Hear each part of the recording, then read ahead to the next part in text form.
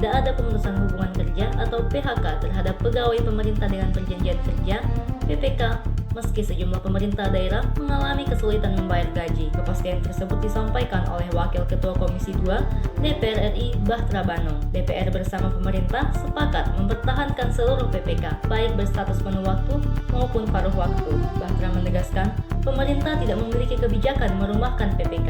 Seluruh tenaga PPK tetap dipertahankan meski kondisi keuangan beberapa daerah sedang tertekan. Ia juga membantah isu pemotongan gaji aparatur sipil negara atau ASN untuk membiayai PPK. Menurutnya, informasi tersebut tidaklah benar. Bahtera juga meminta agar masyarakat tidak mudah percaya dengan informasi yang beredar tanpa sumber yang jelas. Ia menilai sejumlah narasi sengaja digiring hingga menimbulkan keresahan di tengah masyarakat. Bahtera juga mengakui adanya daerah yang mengalami kesulitan membayar gaji ASN dan juga PPK. Namun jumlahnya hanya 39 pemerintah daerah dan tidak mencerminkan kondisi seluruh wilayah Indonesia.